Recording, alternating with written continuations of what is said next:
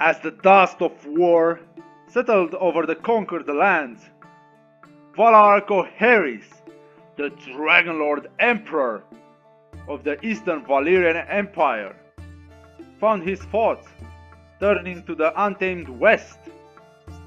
His ambition had only been sharpened by the sweet taste of victory, and he knew that to truly restore Valyria's glory, he must not rest until the Throne of Volantis itself lay within his grasp. Yet, whispers of dissent grew like weeds in the cracks of his newfound empire's foundation.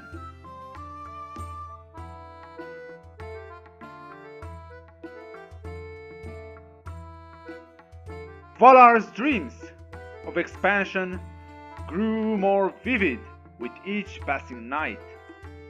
The whispers grew louder, telling tales of a prophecy that spoke of a unified Valyria, one that would only rise from the ashes of Old Valyria.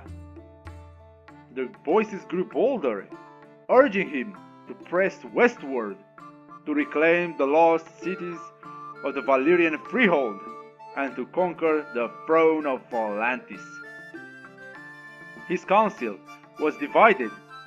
Some urged caution, reminding him of the fragility of their alliances and the potential for revolt in their recently conquered lands.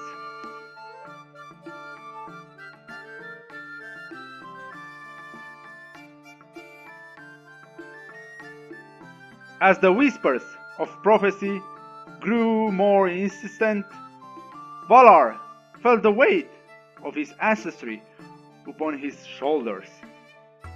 He called for his map of the known world, the ancient parchment sprawling across the vast table in his war room. His eyes traced the path westward, following the serpentine curve of the Rhoyne and the sprawling expanses of the Dothraki Sea.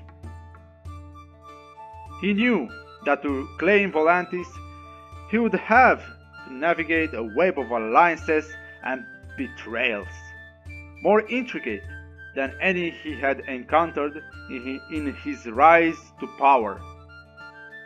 The clank of armor and the murmur of his advisors filled the chamber, yet he remained silent, lost in thought. Valarr knew that the coming battles would not be won by might alone.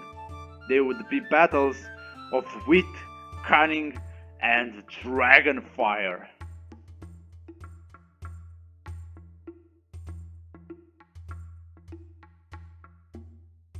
Hello and welcome, fellow lords and ladies, merchants, soldiers, commoners, peasants, and travelers. Welcome to a new tale about the ashes of Old Valyria, about House Qoherys, and of course, Valarr, the dragon.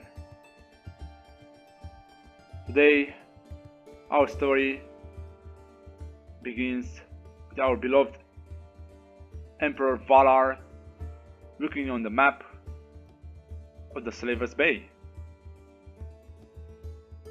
It's completed. The conquest of the Slaver's Bay is completed. Unfortunately, the Old Valyria cannot be recovered. The destruction of the Valyrian Peninsula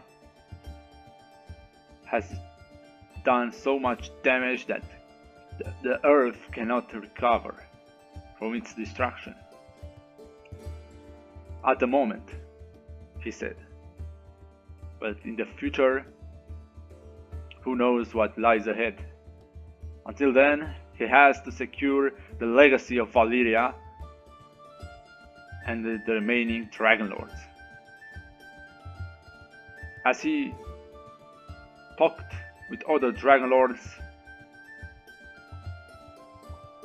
of the different houses that came to his lordship back then, and now, as you know, he's now a Dragonlord Emperor, crowned in Valyria. He talked with them about the other two Dragonlords that are left in the world. One is sitting in Volantis, Old Valyria, Emperor and Dragonlord of New Valyria.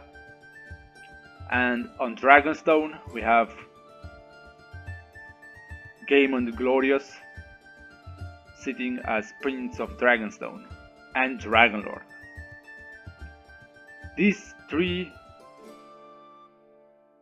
are the most powerful people alive.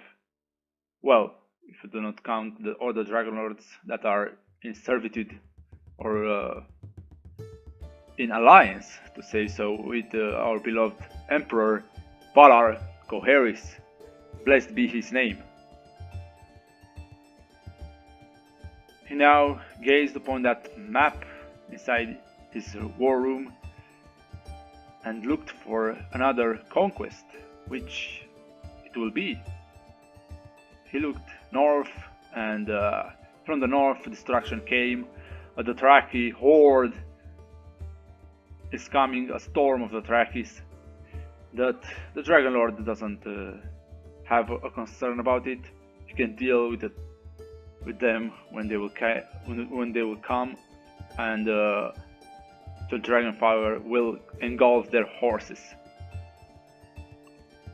But it's a concern nonetheless, because the local Khal has consolidated the power from the local Khals, and now he's the supreme Khal of the Dothraki Sea.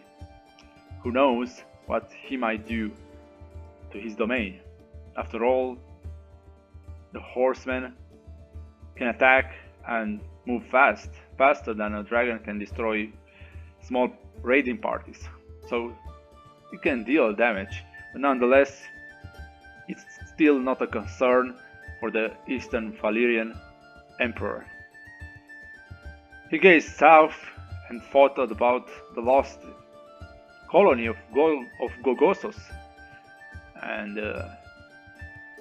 he will try maybe to even conquer it. But who knows what our beloved Valarr Qoherys, the Dragonlord Emperor of the Eastern Valyrian Empire. Well, as our beloved Emperor Valarr was discussing with his council, his war council, about his next move in the north, like I said, the Dothraki are consolidated once again after the death of Mengo the Hunter, and now his son Khal Moro the Tormentor has conquered a bunch of territories and expelled some of the Giscari kingdoms from the north and settled in their place and destroyed and eradicated their villages.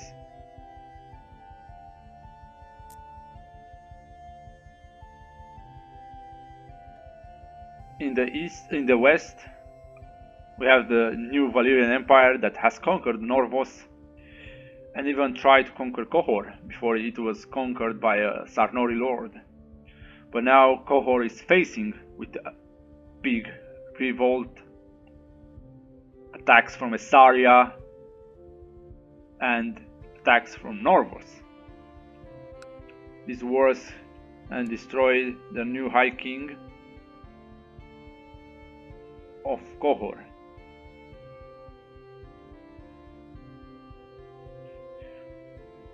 On the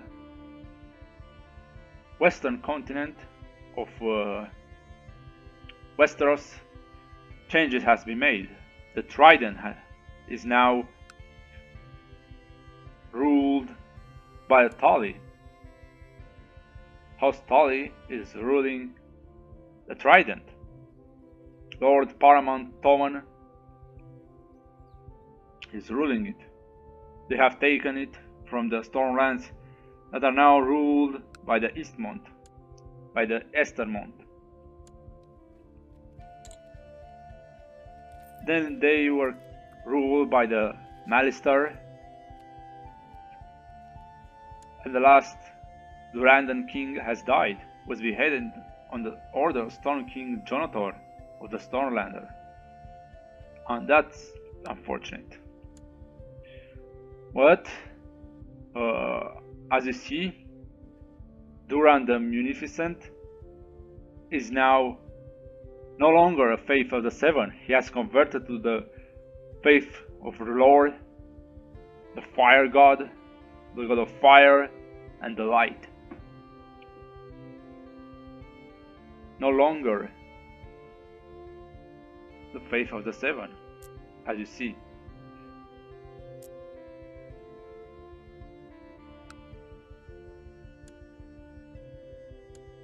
Oh, and it seems that in the Vale, the Aryans have been converted to Lord, at least the King John of the Mountain and the Vale. An interesting turn of events. Back in the north, the Kingdom of the North still stands, the Starks ruling it.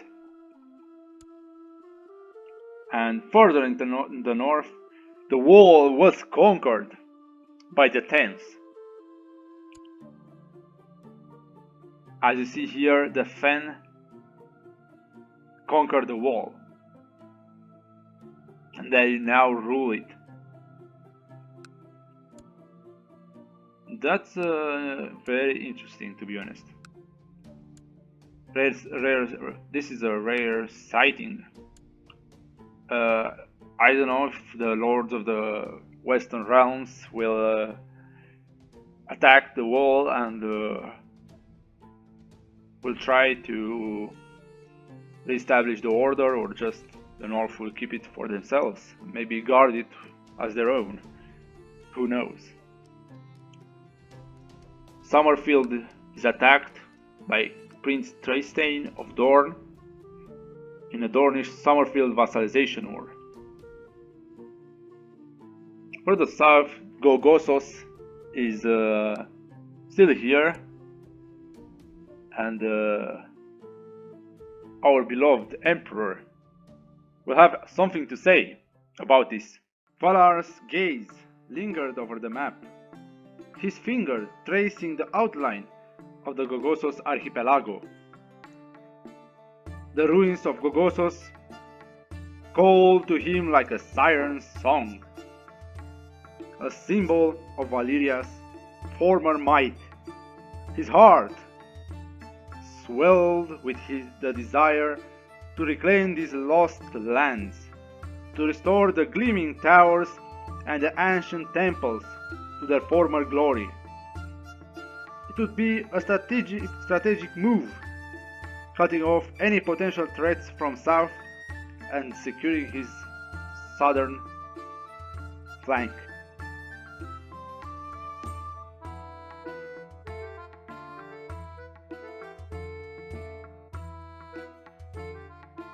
Valarr stood before his council, his eyes gleaming with determination as he announced his decision to conquer Gogossos. His advisors exchanged knowing glances, some filled with excitement, others with concern.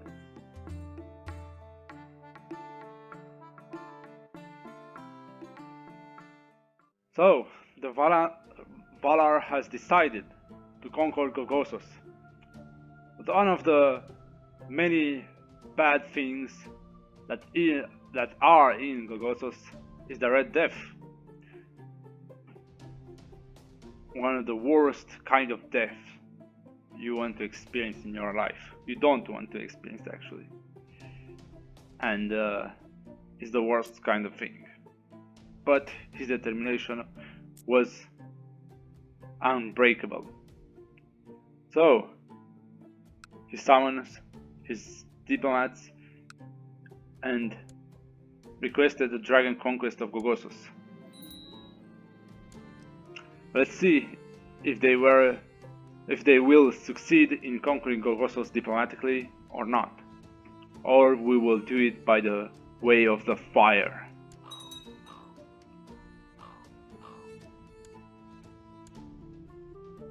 It seems that is the way of the fire.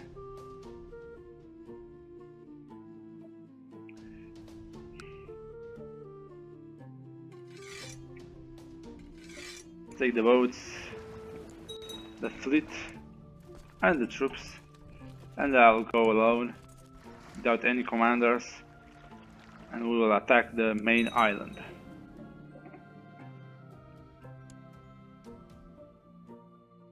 Orion captured Arahon Groeleo II of Tyros.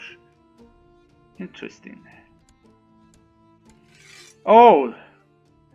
Groeleo II of Tyros and Magister Casporio of Mir have united their forces against me.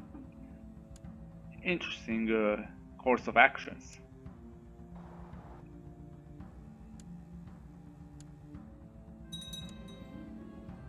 Madness and greatness are two sides of the same coin. Interesting. Rough, okay. No way! Your Imperial Majesty, we have received word that the dragon Rovax owned by Lord Rogar Urnebar has died in the central. So the dragon is dead. Does he has any dragon eggs? Yes, he has it. A legend fades. Unfortunate for him, Rovax is dead. But he's still a dragon lord, he still has eggs. He can hatch more dragons.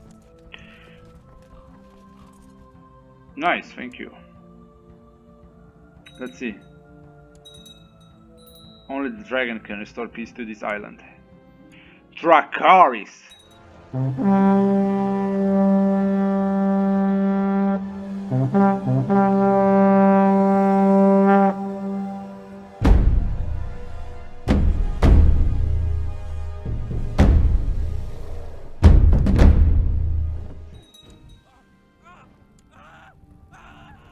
All kneel before the dragon. Lysenia has hatched a new egg. Vezojaes. What is this? Let's rename it. Let's see. Sky Dancer. That's a cool name. This dragon is also fertile, so that's good.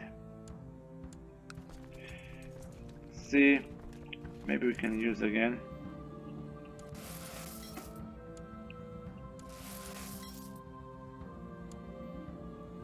Starward Crescent is impregnable.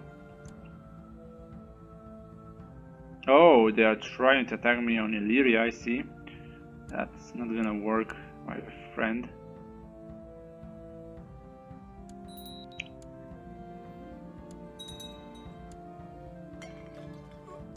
My bastard was killed! No way. Okay. No way, she was blinded. And she was pregnant. I think with my children.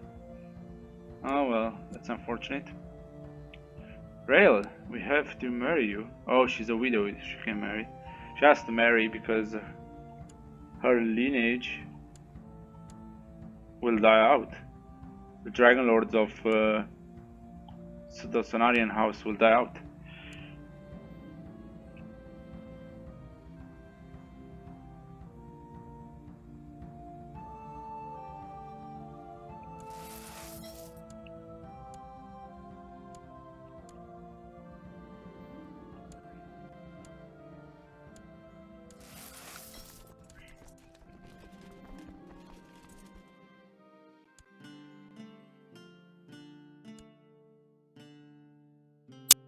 Come on, I'm not the leader.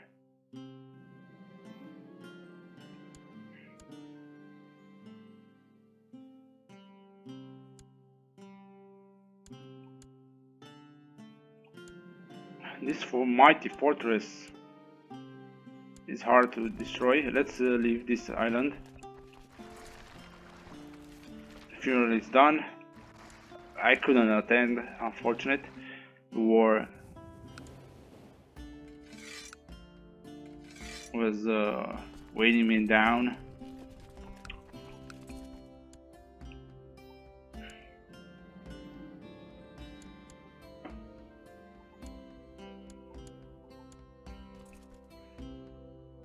Right now we are sieging the island of Talon, and we are assaulting right now.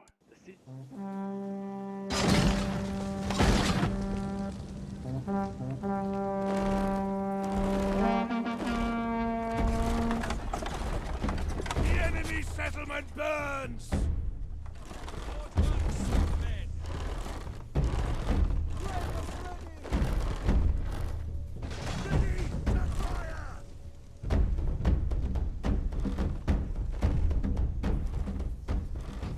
The siege of Talon. Okay, we are almost there. Island was conquered.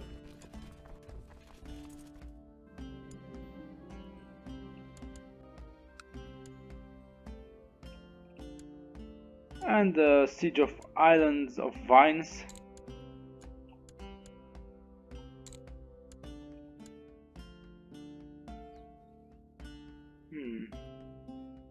Where is their army? Just these 32 men? Come on.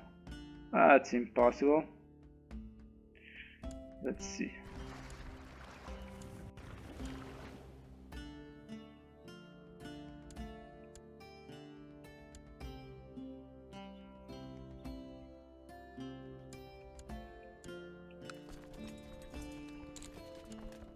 Siege of the Islands of Serpent.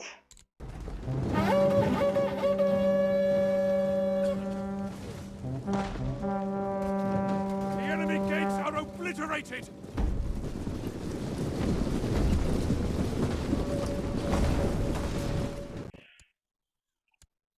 A lot of sieges will happen because they have no army left to oppose us. Siege of Islands of Flies.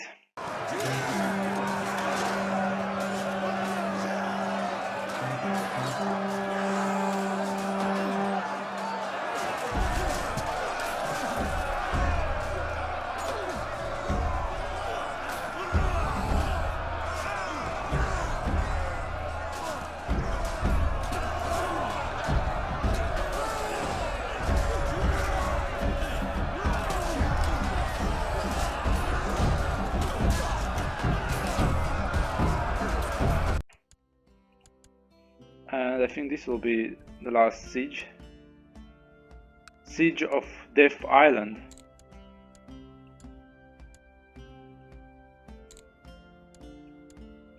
And it's over. We have won. Gogossos is ours.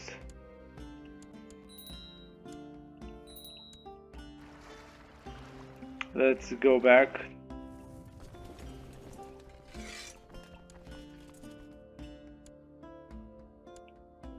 Oh, part of Hasdahan has been conquered by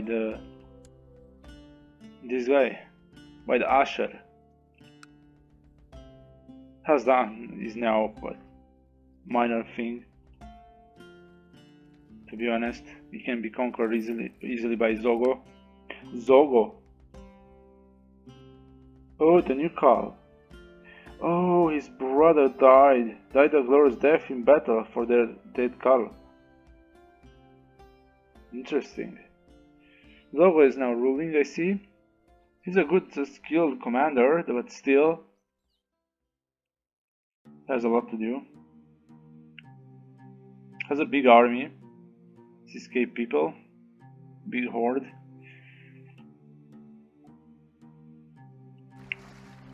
Well, when they will arrive. What was another weapon? Launch of or invasion of foreign realm. Interesting. Very interesting. And as you see here, the Eastermont are now the rulers of the Stormlands. Very interesting. to see how everything played out. Basically, the trident, the Lord Paramount Tommen is just the Lord Paramount, I see. Interesting, to be honest.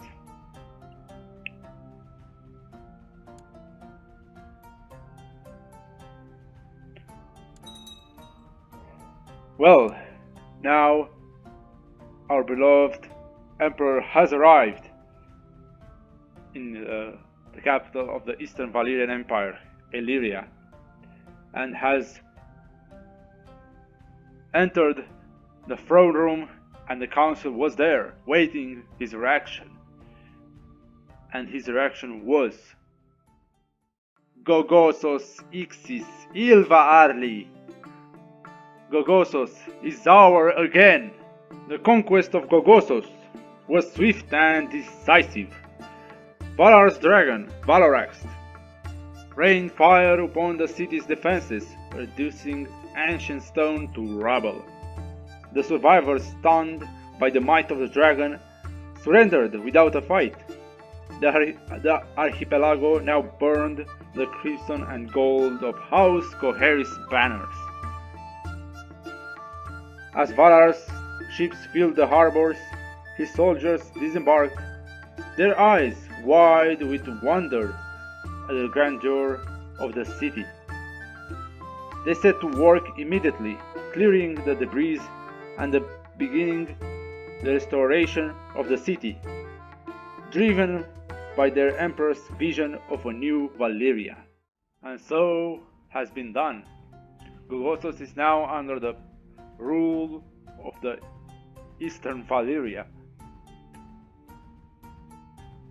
His south flank is secured, no longer threats or raids from the Gogossos archipelago.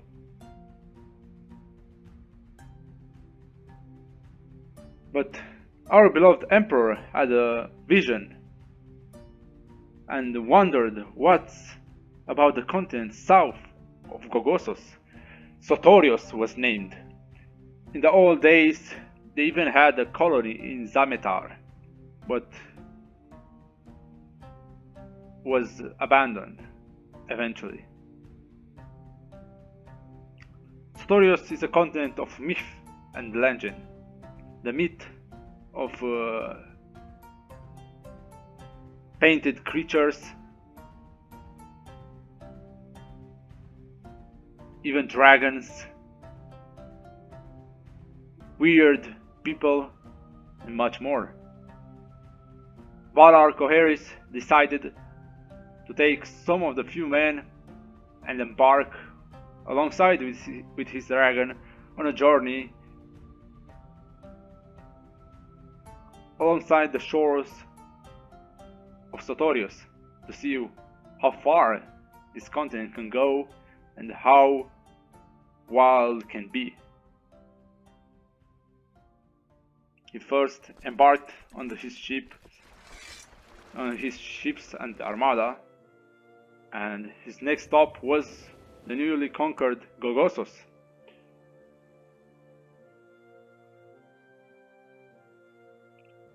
As he arrived there, he was well welcomed by the local lord that bent the knee eventually to him and his dragon Valarax.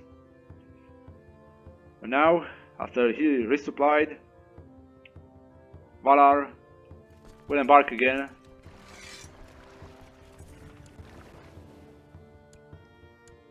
and will go to Zametar, the first location. The story of Sothoryos' journey is a wild one. Valarr, astride on Valarax, soared over the vast expanses of Sothoryos. The untamed continent below them, a sprawling canvas of green and brown.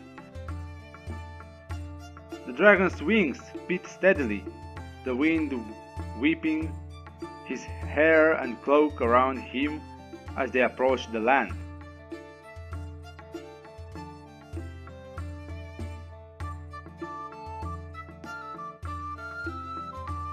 Valar's eyes took in the majesty of Sothoryos below. The vast, uncharted lands had held the secrets of ancient civilizations. The dense jungles stretched for miles, their canopies obscuring the secrets they held. Through the breaks in the foliage, the giant of gold and shimmer of water hinted at the riches that lay hidden in the ruins of the lost cities.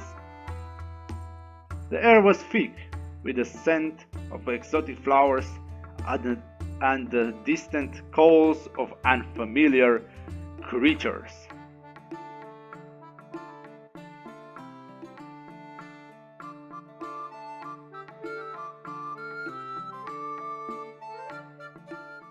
Well, our beloved emperor has traveled to Sothoryos, and he encountered endless jungles. He flew on Valorax as far as Iin, but he decided to come back because it was too dangerous and too far. It was just endless jungles, ruined cities, and unfamiliar creatures. And it was unsafe to roam around like that. Other Valyrians have tried before the doom, but unsuccessful. So he decided to come back, and one day he will come and settle these lands maybe, and even maybe colonize some of the coastlines. But until that day comes, he will first have to reclaim the Old Valyrian legacy. Back on his court, he has to name a lot of advisors, Lord Treasurers, Spymaster, and court physicians. Lord Treasurer, let's see who can be the best at this. Dagar, Master of Gozai, Master of Whispers. Let's put Veira. And court physician, we do not have one. Let's see if we can find one.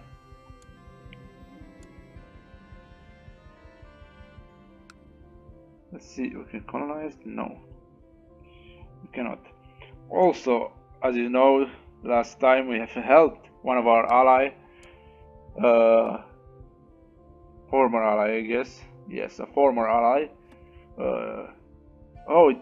No, it's not true. Actually, we helped our former ally, Vogaro, the usurper of Pentos, to gain Pentos. And he's now dead. But his legacy lasts now, because a new Valyrian house has taken over the triarchy of Pentos. And as you see, the capital of Pentos is not in Pentos, but is in Little Valyria. So that's very cool. Because of that, we indirectly helped Orion in his expansion.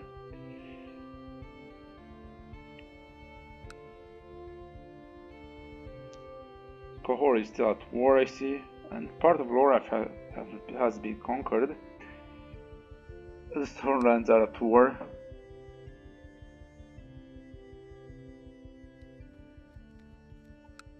Some claimants. Edric, cool name.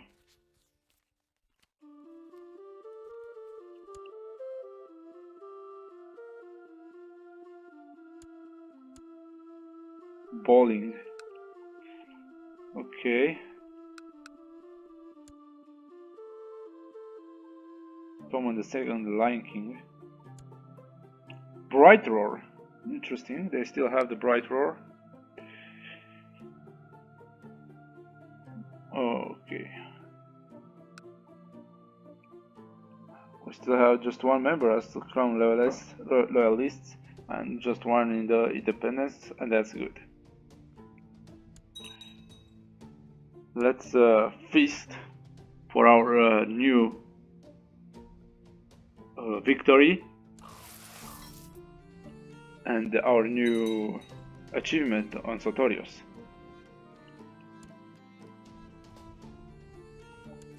Let's get Telezara.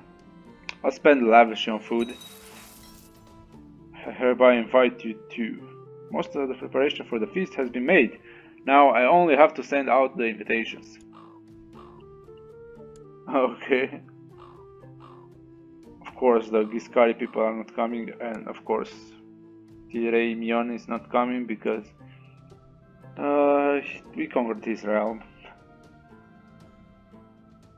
Okay, we'll take them in. And you also.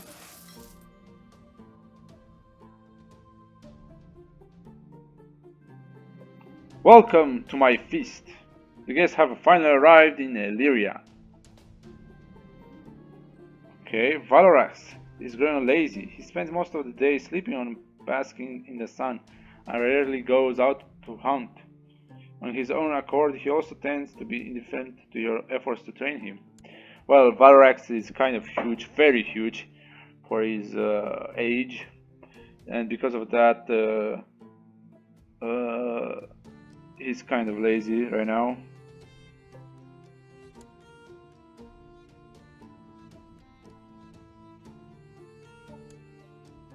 Well, he remained lazy, see.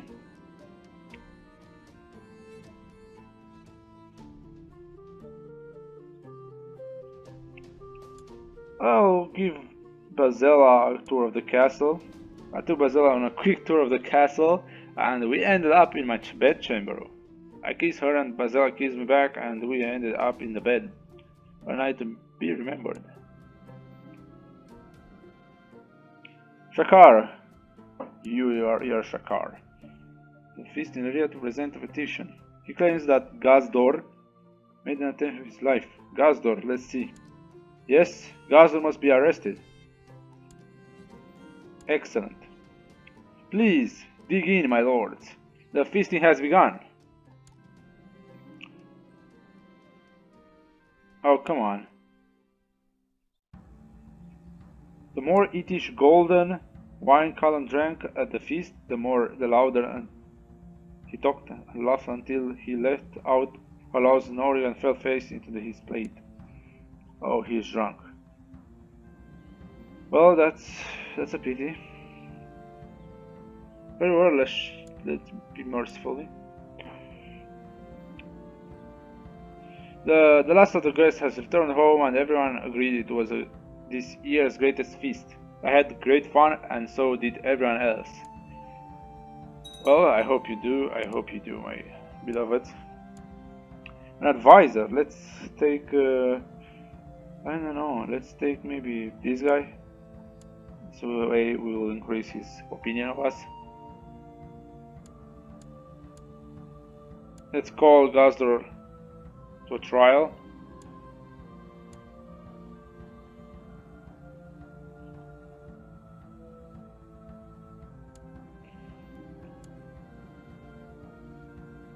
I'll feed him to my dragon, or just burn him. No, let's have him hanged. This is the best decision.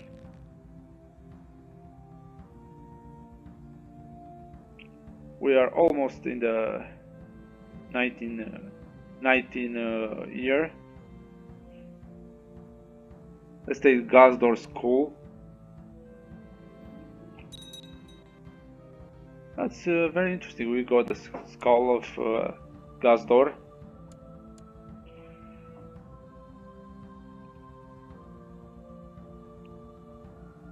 The Giscari head. Our son, as you know, is dead because of the conspirators. Our son Orion is a man now. That's good. Baylor will be a man too soon enough.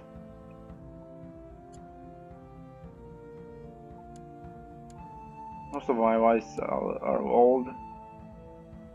Shrera's son Melis, Oris. Oris has an egg? No, it doesn't have one. I can grant him though. And Vader has a dragon, I think. Yeah, Ariax. We have a lot of dragons. We have Whitewing, Sapphire, Demagon, Ariax, and Skydancer. And of course Valorex. So yeah, folk, this was the tale. A minor one this time. Because basically, our Lord, Dragonlord, Valorax had to secure the southern flank and to conquer another lost city of the Old Valyrian Freehold. And we did. We conquered the lost lands of Gogossos, and now we have the hegemony of the south with their trading with their merchants and trading companies there. They can help our economy a lot. So this was a big move from our Dragonlord.